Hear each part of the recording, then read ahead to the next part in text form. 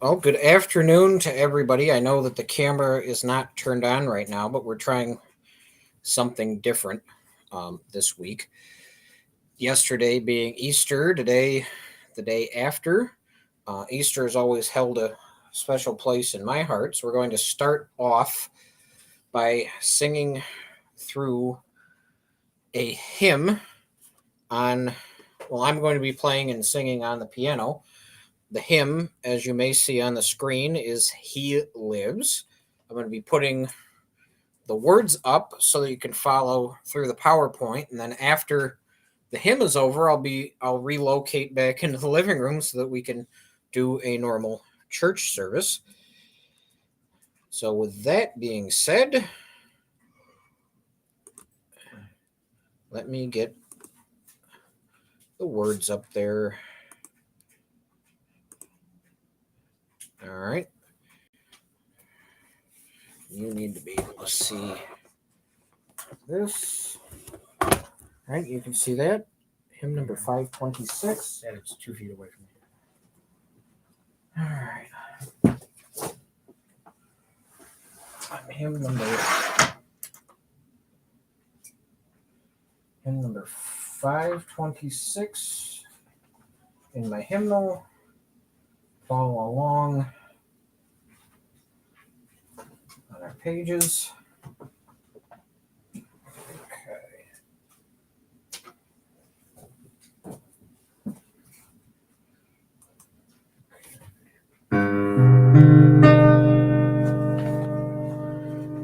I serve a risen Savior, He's in the world today. I know that He is living, whatever man may say. I see His hands of mercy, I hear His voice of cheer. And just the time I need Him, He's always near. He lives, Christ Jesus lives today. He walks with me and talks with me along life's narrow way. He lives, salvation to impart. You ask me how I know He lives. He lives within my heart. In all the world around me, I see His loving care.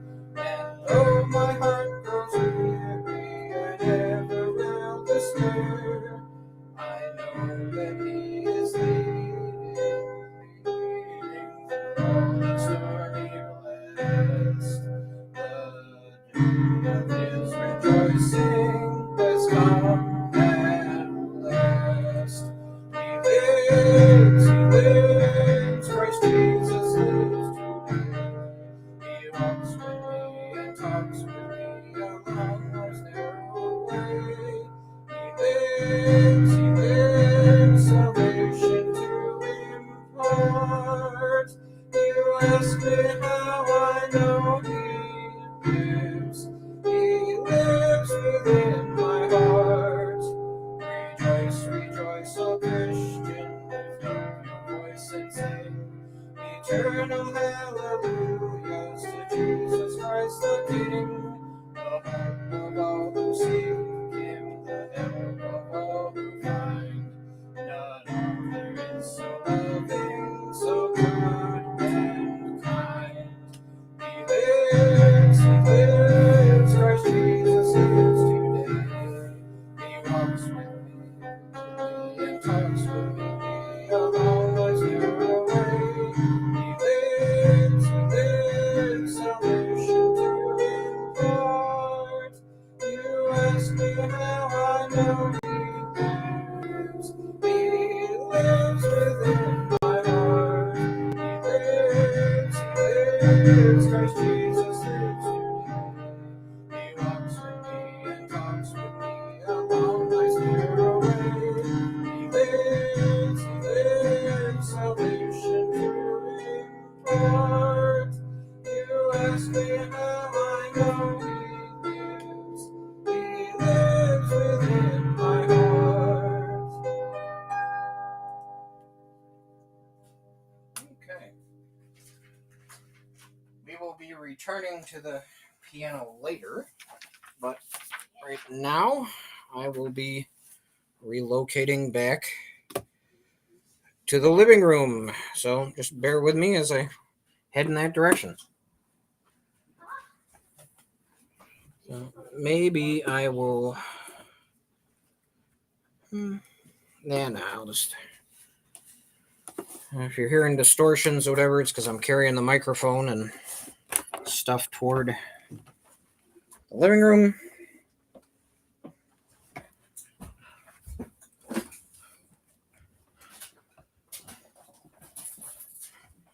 Okay.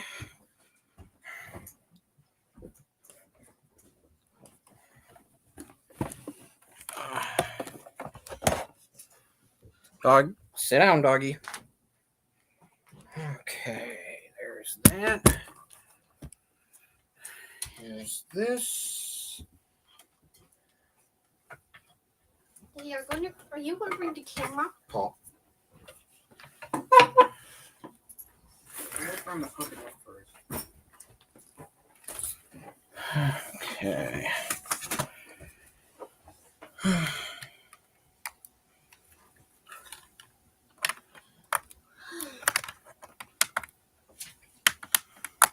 No.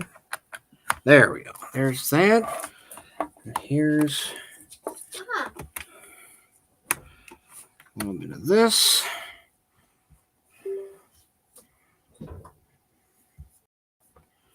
No. Where's my mouse cursor? I need my mouse cursor. I turned it off. Well, no, I should have one on my. Okay. Yeah. This is because you have the HDMI connection. I have to turn on the camera. There we are.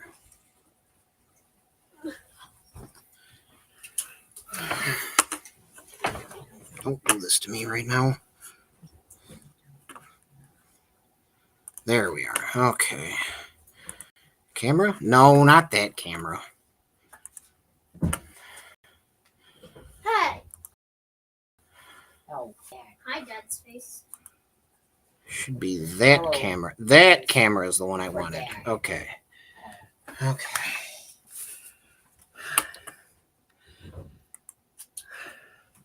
oh, Okay. Whoops. There. Here we are. Do I have? Yep. All right. Richard. Move a little bit so I can sit down. I can see Paul the clearest. Hey, where's Mom? Over there on the steps, apparently. Oh. She ran away. Okay. Okay. So if you're just joining us on Facebook, Twitter, YouTube, or Twitch, we can thank Restream.io for allowing us to broadcast to all of those platforms at the same time. This is Scriptural Salvation Baptist Tabernacle. My name is Andy. Welcome to my living room. Let's see, to my left, right in front of me, I have Richard. Paul's face is right in the camera. Steve is blinded by the light. Paul, that is Off stupid to my math. right, you have Hannah. Grace looks like she's off camera. Jay You and can the actually see her dog. hand. You can see my hand. Yeah, Jay and the dog are off camera. Jay was over helping me get through He Lives on the piano, and Liz is going to be walking near the camera. Oh, the light. Okay. You're going to make it so we can see Steve? Maybe? No. That was definitely not the light that was shining on Steve. That's the light. There. There's Steve. He has a face again. And my wife, Liz. Liz. We sang through the Easter hymn, He Lives. And now, I don't know why it left that there. We will start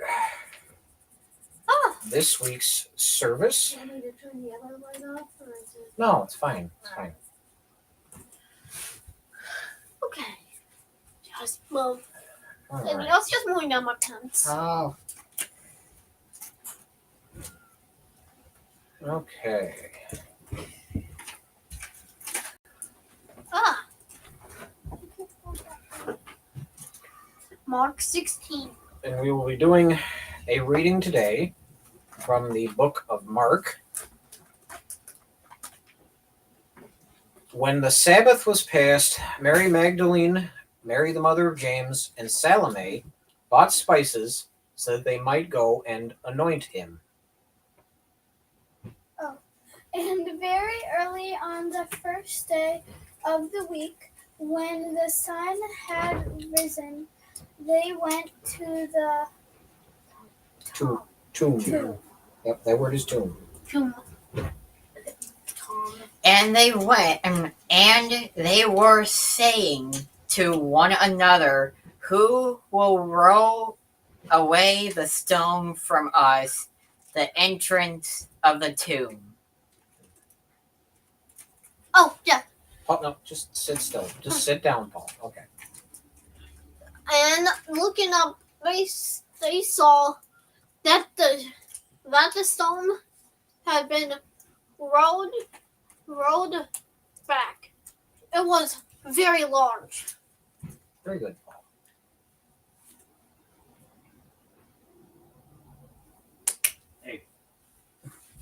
Oh. I thought everybody was stopping. I'm like, what? And entering the Tomb. tomb, they saw a younger man sitting on the right side, dressed Dressed. in a white robe, and they were alone. Alarmed. Alarmed. And he said to them, "Do not be alarmed. You seek Jesus of Nazareth, who was crucified. He has risen. He is not here. Seek the place where they laid him. But go tell his disciples and Peter that he is going before you to Galilee. There you will see him, just as he told you." Nice.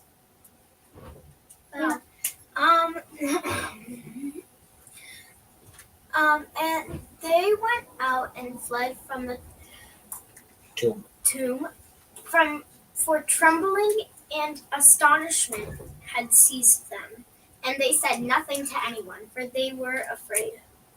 All right. So here we have the shortest telling of what happens on the Sunday morning that Jesus raises from the dead and leaves the tomb that he was sealed inside. There were, in that account, it talked about 3 women that went to the tomb. And I'll picture it. They get up early on Sunday morning, and they were going to go put oil and spices on the body, because that's what you did to a dead body after a few days in the ancient world. But as it says there, they weren't thinking about who was going to move the stone away from the tomb. When Jesus died, they put his body in a tomb, a cave, and they took a big rock and they put it over the top of it and they sealed it shut. And these are 3 women that would not have been able to move this rock, and they walk to there, and they're going. And in here it says they're thinking about who's going to move this tomb so that we can get inside. And they get there, and it was opened, and Jesus wasn't in there. And in other accounts, we read where the burial clothes that he was put in the tomb with were folded and put off to the side so that they saw them there, so that they knew that Jesus wasn't in there. So that is the scene that was just described there. And now I need to get the bread for communion. Communion. All right. Can you get us the bread, Mommy? The bread? Okay, I'll go get the bread. Okay. Sorry, excuse me. I'll walk in there and grab the bed. Okay. The bed? I heard the bed. Me too. Daddy, I mean Steve, next to you. You can tell. All right, I get one of those. Rest of you get your- What the heck? That doesn't make sense. For I received from the Lord what I also delivered to you, that the Lord Jesus, on the night that he was betrayed, he took bread. Unleavened bread. Ate it. I found this bread. Rectangle bread. Yes. Yeah, and then I was drinking the other day, and I told him that I wanted the oven bread more than the toaster one. All right. So Because there's more bread. Probably the baby's hungry. Oh, that's enough. Is mommy okay? I don't know. Is she? Daddy, is mommy okay? She's fine. Dad, I have a surprise for Paul. I want to give this to him. Don't. all right. Among Us. Bread. Dun, Bread. dun, dun, dun, dun, dun. Not during church. Can I just hand it to Bread. him? Bread? And when he had given thanks, he broke it and said, "This is my body, which is for you. Do this in remembrance of me." I think last time I remarked that it needed some butter. Jesus' body needs some butter. Yeah, you said you'd put butter on it. Well, I was kind of in a rush. I'll be back. Be done. No, not right now. All right. In the same way, also, he took the cup after supper. First, I got to prepare the cup. Well, you've got many cups.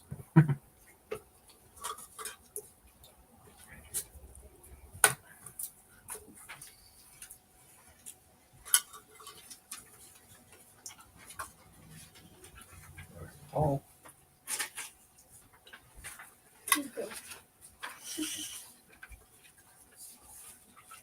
Richard. Richard looks like he has his hands full. Banana. No. Oh, I forgot. Can you get me a little more juice? Grilled cheese. I said grape juice. I heard grilled cheese. No, I said grape juice.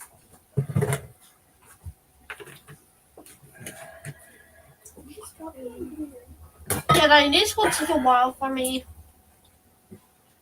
All right. Well, it didn't break off in there. That's a good start. All right.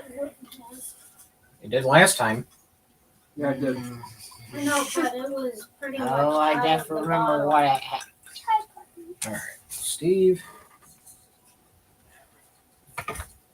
Oops. I hit the microphone. Sorry. You're out there. And Remember the time when? and I know. and there. All right.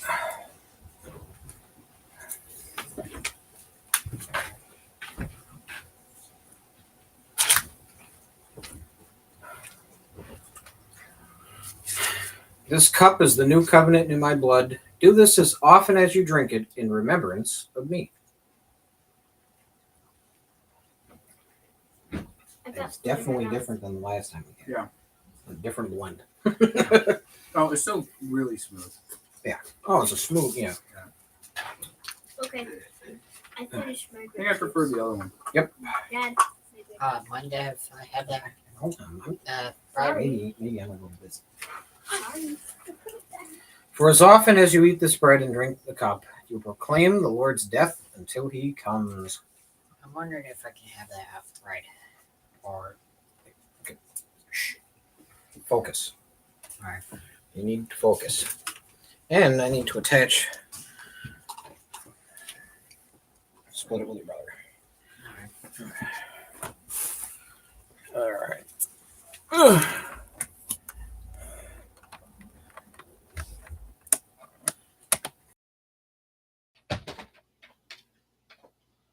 Thank you.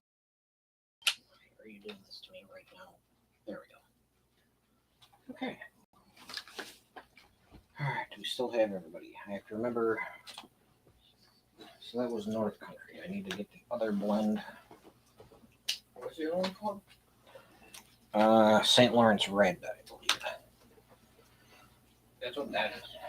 Okay, so then we get North Country. Okay. Here, let's share this.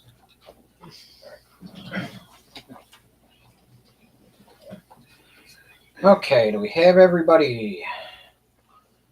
Now, communion is our remembrance of the events that happened the night before Jesus was taken to be crucified. Jesus was crucified on a Friday. On Thursday, they all got together, Jesus and the disciples, and they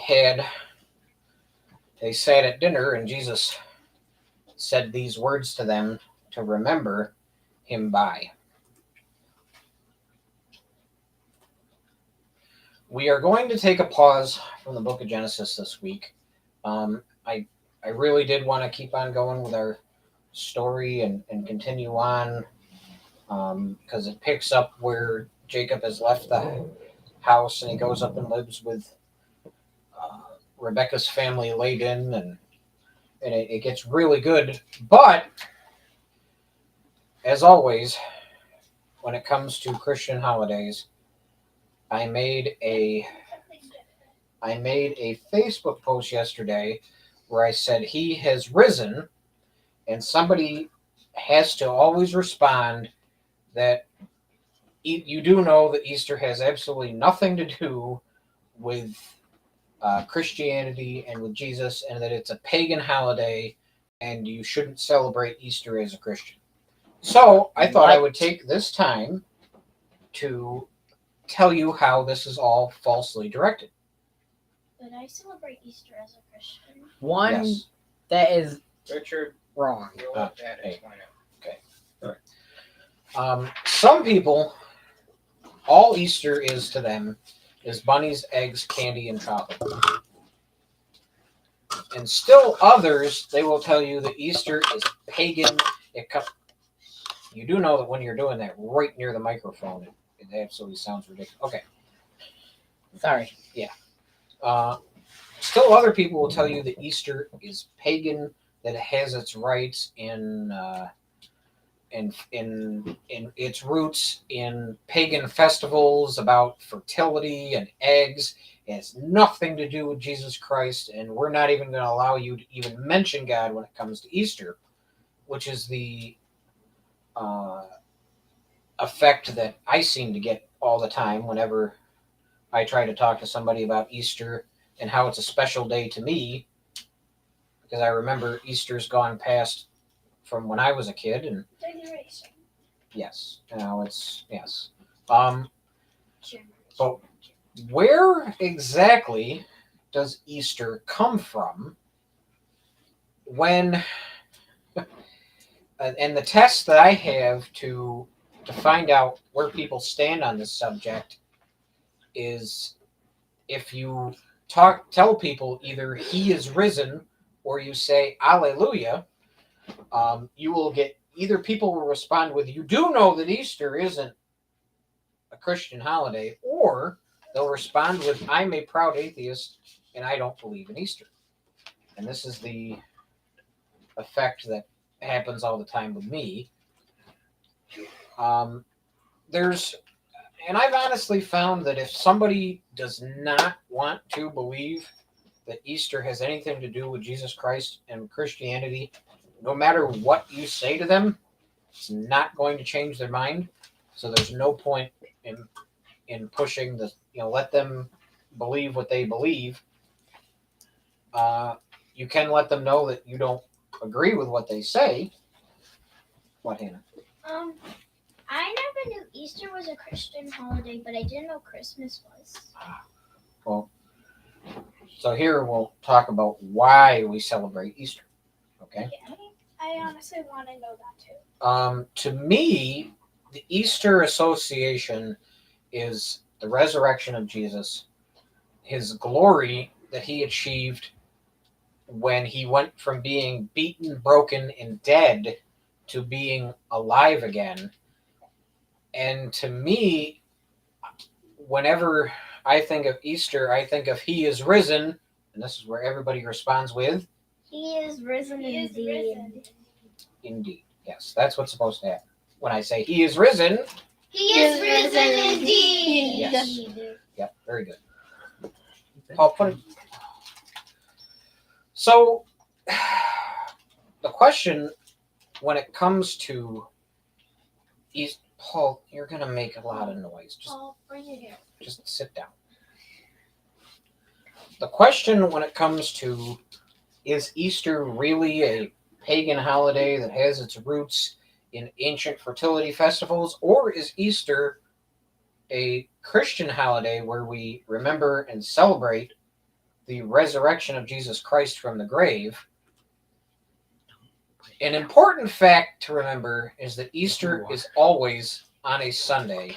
It's never a set date. Easter isn't March 25th every year where it rotates. It's not, April 18th every year where it stays the same. Easter is always on a Sunday so that it changes every year. It's not a fixed holiday like Christmas that's always December 25th, or your birthday, which never changes. Your birthday is always your birthday. But the thing about Easter is that as a Christian, Easter, the resurrection of Jesus and Him conquering the grave, should always be celebrated. And that's the reason why Easter celebrations are what they are and why we celebrate them. Every Sunday should be thought of as Easter to a Christian. And the whole reason why we have church on Sundays is because when Christ originally rose from the dead, from the grave, it was on a Sunday. What, honey? Well, I was gonna say, so we should eat candy every Sunday? Yes, please. When I talk about celebrating Easter, it's celebrating the resurrection of Jesus, not eating the candy, finding the eggs in the bunnies. Okay? That's something that came later, but we'll get there. Okay? Now, most people will tell you that churches traditionally celebrated on Sunday because it's a Sabbath day and we need to set us apart a Sabbath and keep it holy. But as we've explored before, Sabbaths for the Jews were actually on Saturday. So the Sabbath has nothing to do with church being on Sunday. The early Christians chose Sunday, the first day of the week, to be their day to meet for service because it was the day that Jesus conquered the grave and rose again. So when I talk about celebrating Easter, it's talking about Jesus coming back alive and ascending to heaven. Okay? All right.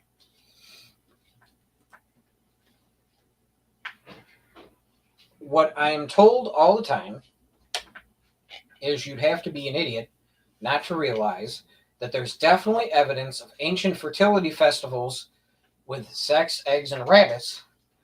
It had to have happened because, come on, rabbits, they multiply all over the place, and eggs are symbols of fertility. So there must have been ancient festivals that had lots to do with eggs and rabbits. No. The only problem is these things. Yes, rabbits are symbols of fertility because they're fertile animals, and yes, eggs are symbols of fertility because they're new birth. But there's no evidence of any ancient festival where they celebrated that had to do with rabbits and eggs and fertility. There's no evidence of this. There's no evidence of these showing up in any ancient documents. Some people will tell you that the word Easter sounds like Ishtar or estrogen. Now, Ishtar being That's my phone. Well, you can tell them to wait. Ishtar being an ancient Babylonian god, or estrogen being a female hormone that has to do with fertility. But like I say to many other things, the word garbage sounds like the word garage, but they're not the same. Just because they sound similar, Easter might sound like Ishtar, but Easter has nothing to do with the ancient Babylonian god Ishtar. And Easter has nothing to do with estrogen either. Now, if we follow the Ishtar route and we try to see if maybe the word Easter comes from the word Ishtar, Ishtar was an ancient Mesopotamian god of fertility and war. And one of the gates in ancient Babylon was called the Ishtar Gate. The Ishtar Gate. Now, if we look at this gate, this is obviously a reproduction of it, but this is what it would have looked like. See a bunch of animals on it. But there's two things that you don't see on this gate. You don't see a rabbit, and you don't see any eggs. What? I'm like, what? Yeah. What? Interesting, huh? What? Paul. Okay. The animal associated with the ancient god of Ishtar was the lion. Had nothing to do with rabbits. The other animals that we saw on that gate were bulls and dragons. Are there dragons? Yep, there was a dragon on that gate. Yes. Yeah. I thought it's all goat. No. Bulls down here. Dragon right here. Wow. Oh, okay. They look like horses. Well, they're ancient Mesopotamians, so they're all skinny because they lived in the desert. So that's what it was. Oh, don't do this to me right now. At any rate, the worship of Ishtar in ancient Babylonia ended in the BC times. And so it wasn't even around for thousands of years before Jesus and people started to celebrate Jesus' resurrection. And like I pointed out to you, the gate lacked something. Ishtar had nothing to do with bunnies or eggs. So when people try to tell you that Easter has something to do with ancient fertility festivals and, ancient god of Ishtar and bunnies and eggs, Ishtar was associated with lions and power, not bunnies and eggs. So, how about estrogen?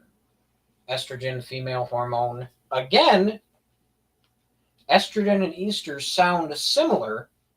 And yes, estrogen is celebrated in fertility ceremonies, and there were fertility ceremonies and rituals all through the ancient world, but there's a lack of evidence that any of these festivals had anything to do with rabbits or painting eggs.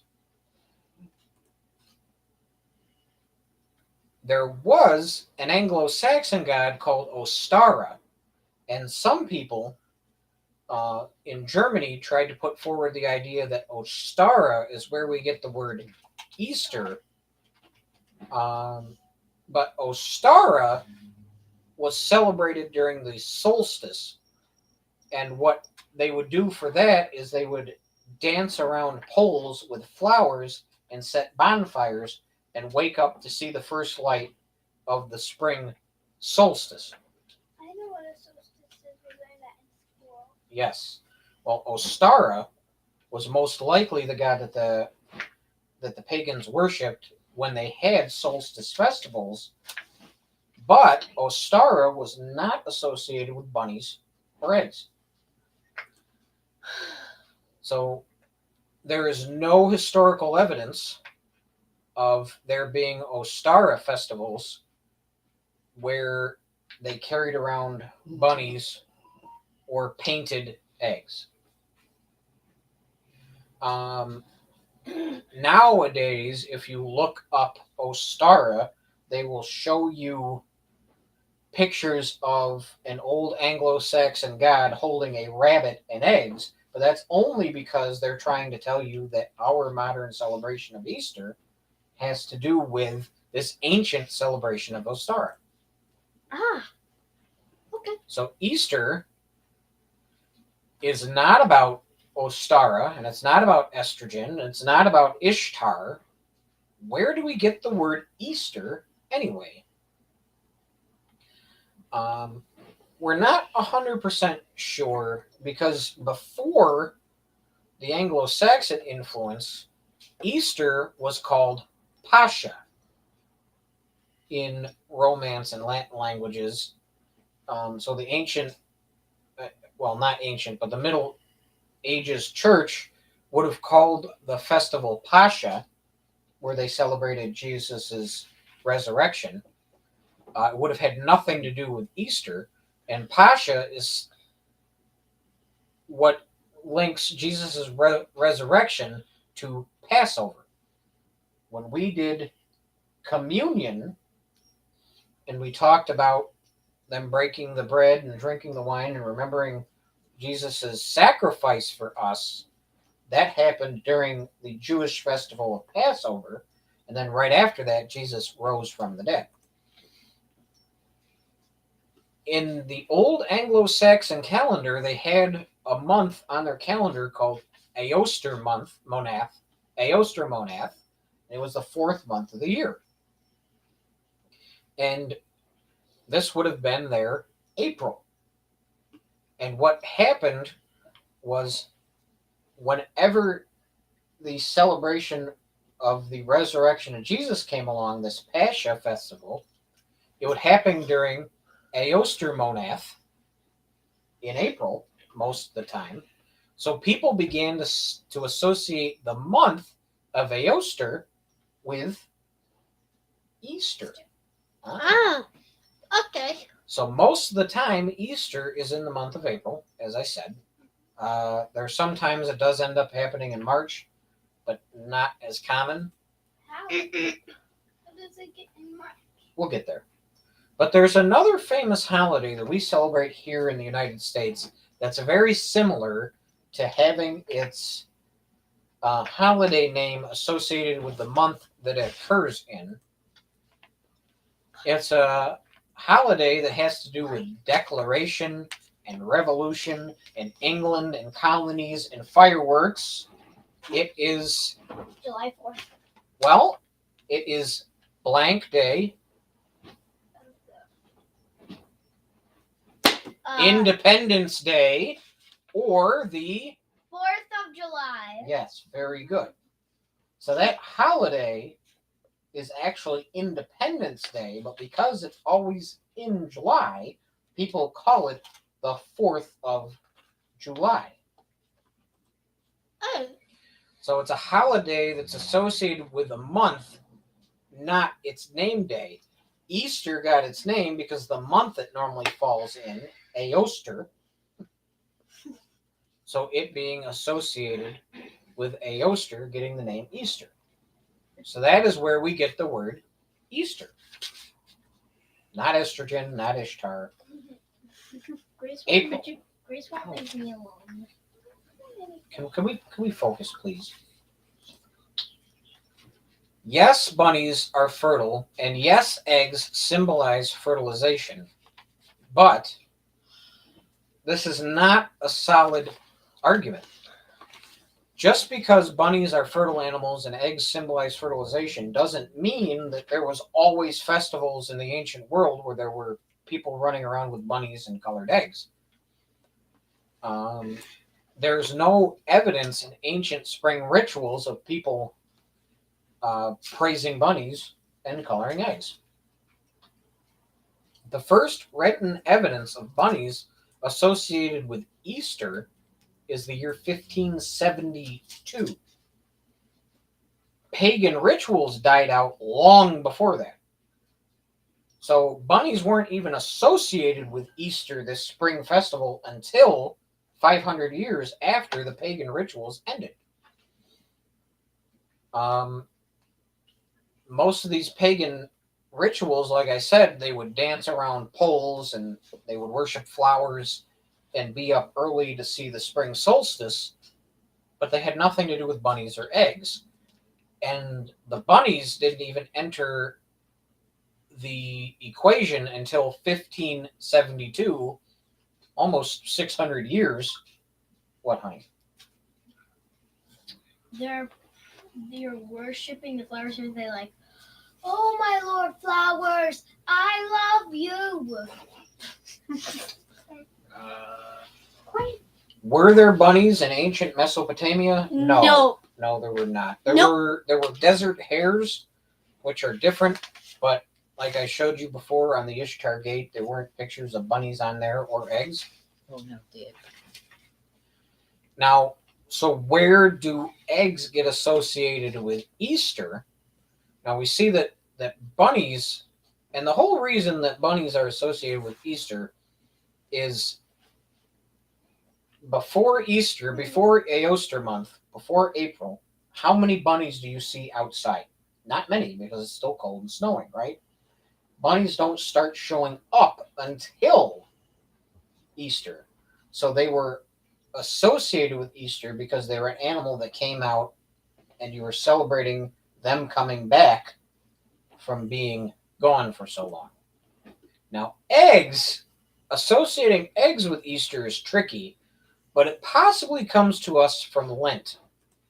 Now, Lent is a 40-day Catholic tradition where Catholics aren't allowed to eat meat on Fridays.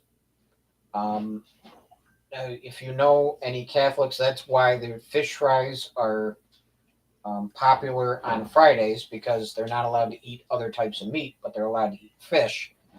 But back in the Middle Ages, during the entire 40-day celebration of Lent, they weren't allowed to eat meat and they weren't allowed to eat eggs.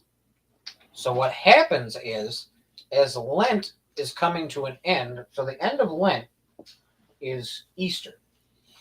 And so after 40 days of not eating any meat or eggs, poor people in the Middle Ages would get excited that they were allowed to eat eggs again.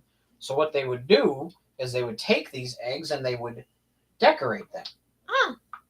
And that is when people started associating eggs with Easter. What about meat? The poorer people didn't have the meat around. It was only the richer people that had the meat. The poorer people would have decorated the eggs and been excited to have them. So that's where that came They from. would have hunted the rabbits. No. Rabbits do. No. Eggs and bunnies associated with Ishtar and Babylon? No, there's no evidence for it at all. It did not happen. So that's where eggs and bunnies come into it. Why does Easter vary so widely? It either happens from late March all the way until late April. Well, Easter occurs on the first Sunday after the first full moon after the spring equinox. I can remember my mother telling me this. The first full moon after the spring equinox. The first Sunday after the first full moon after the spring equinox. Now that I'm older, I can remember my mother saying this to me and how they get the date for Easter. So if you were to contrast this to Mother's Day or Father's Day is always a second Monday or second Sunday in May, and Father's Day is always a third Sunday in June. Happens every year. It's a lot easier to track. Easter can be, like I said, anywhere from late March all the way until late April, based on when the spring equinox is and the first full moon that happens after the spring equinox, and the first Sunday after this first full moon after the spring equinox. Gosh. Oh man. But what happened is the original church fathers wanted to have Easter not depend on Jewish Passover. A lot of times, because of the way Passover is, it's a spring festival. Passover is being celebrated around the same time as Easter. But Easter, they didn't want their Easter festival, their Resurrection Sunday, where they remembered Jesus coming back from the dead, they didn't want it to be dependent upon a Jewish festival, so they dated it this way. It happens the first full moon after the spring equinox on the first Sunday. So that's why Easter is so varied, because they didn't want it to be completely linked to the Jewish Passover. I miss Big G. Excuse me. I do too. Now the question is Easter mandatory? Do you have to go to church on Easter or something bad will happen to you? And that's not true. There's no such thing as mandatory required church attendance. Unless you're a Puritan. The Bible doesn't call for it. There are some religions that claim that you have to attend church on certain days. There's certain Catholic, quote unquote, high holy days that you have to go in order to build up enough. But the Bible does not talk about any of these days. It's all about you coming with the right frame of mind, with the right heart. But Jewish festivals are required. And that's how they have the Jewish religion. It's based on 7 festivals throughout the year that Jews have to attend and worship on their Sabbath. Now, in the spring, they have Passover. And Passover has to do with leaving Egypt during the Exodus. So does the Feast of Unleavened Bread, where they remember the night right before they left Egypt, and they made bread that was had no leaven in it, so it didn't rise because they were in a hurry. Also, in the spring, they have the festival of first fruits, where they celebrate the harvest. And then they have the festival of Pentecost. Pentecost meaning 50 days after harvest. So they'll have all these 4 festivals. Then in the fall, they'll have a festival called Trumpets. That's the end of the harvest. They have the Day of Atonement, and then they have the Feast of Tabernacles. Oh. This is how the Jewish calendar works. And in order to practice the Jewish religion, you need to follow these 7 festivals. You have to attend church during these festivals. Everybody that is 12 years old or older is considered an adult, and they have to go, and they have to do certain things. Boys are required to memorize the first 5 books of the Jewish Bible by the time they are 12 years old, and this is how you are an adult. And but notice that in these 7 festivals, they don't. You may have heard of Hanukkah. Yes. Hanukkah is not one of these 7 festivals that are required. Hanukkah is an extra festival that has something to do with what happened after the Jews left the Holy Land. Isn't there about like 7, 8, or 9 candles? Hanukkah has 8 candles.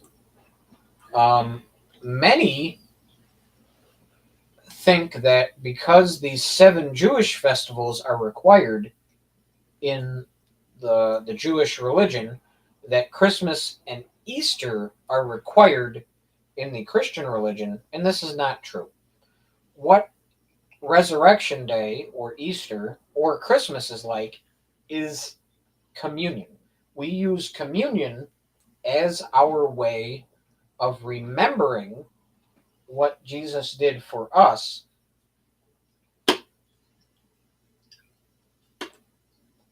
What? Okay. For the word of Christ is folly or Folly. to those who are perishing, but to us who are being saved, it is the power of God. For the word of the cross is folly to those who are perishing, but to us who are being saved is the power of God. Very good. That comes to us from 1 Corinthians 1, verse 18. No, that's too loud. No. Not during church. No.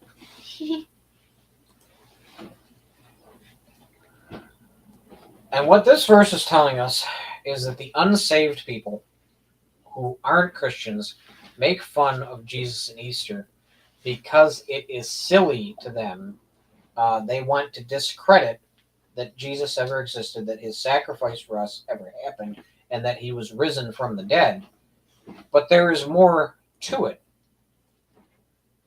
If there is no resurrection of the dead, then not even Jesus Christ has been raised. And if Christ has not been raised, then our preaching is in vain, and your faith is in vain.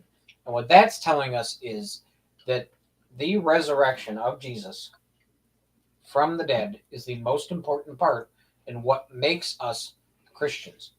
You can go and visit the tombs of Abraham, Isaac, Jacob. You can go and find where Muhammad is laid to rest. You can go and visit the tomb of Buddha, but you can't go and find the gravesite of Jesus Christ because he is risen from the dead and lives in heaven.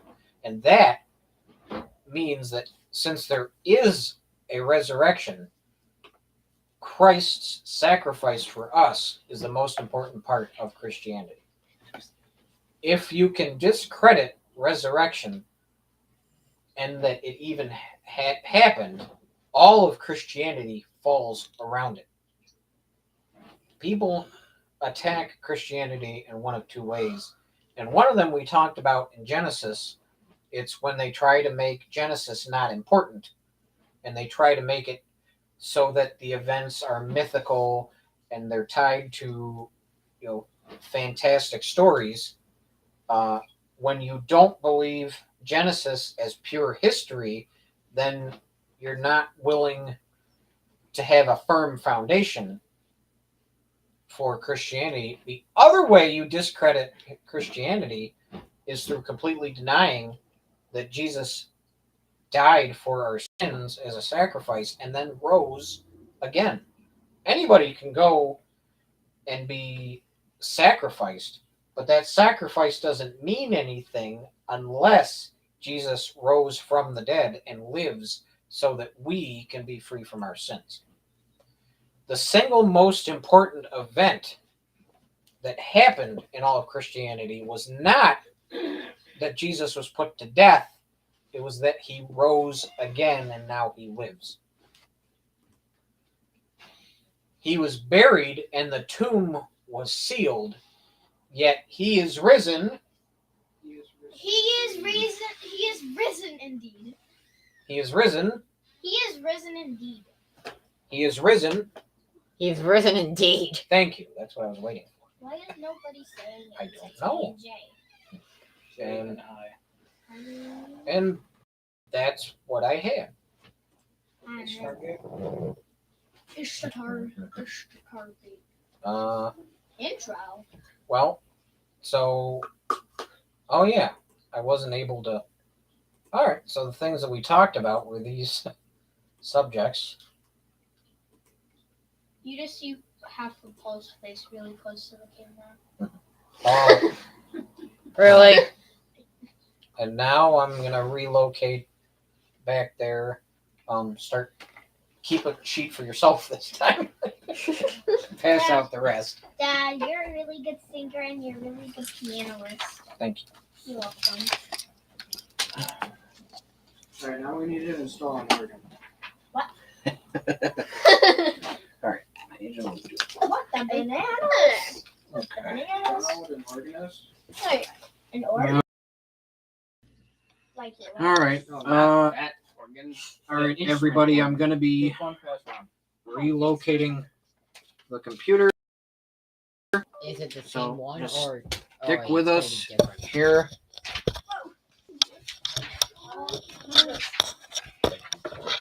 Okay. Here, go down. Nope, I don't need one, honey. I have the book over there. Oh, you got one from mommy? Good girl. All right. Dad, I gave Mom one. She said she was a Oh, I was just trying to be nice. 'Cause I she is know you were. Shove it in her face and poke your face. Okay. Okay. I forgot the mouse. It's over there on the, if you want it. Yeah. Okay. All right, everybody. We will be singing through my favorite Easter hymn of all time, Christ Arose. And in my hymnal book, it is hymn number 182.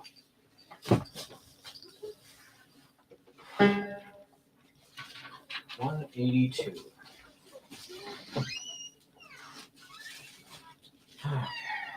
Gotta look at the right page.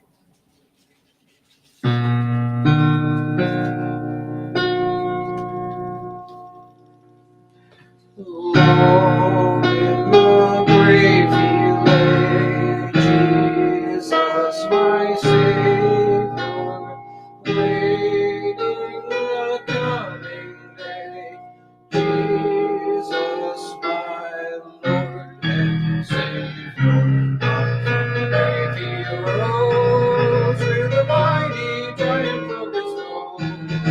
He arose a victor of his dark domain, and he lives forever with his saints to reign. He arose, hallelujah, Christ arose. Vainly they watch his bed, Jesus my Savior. Vainly they seal the dead, Jesus my Lord and Savior. From the grave he arose with a mighty triumph over his foes. He arose a victor of his dark domain, and he lives forever with his saints to reign. He arose, hallelujah, Christ arose. Death cannot keep his prey, Jesus my Savior. He tore the bars away, Jesus my Lord and Savior. He arose with a mighty triumph over his foes. He arose a victor of his dark domain, and he lives forever with his saints to reign. He arose, hallelujah, Christ arose.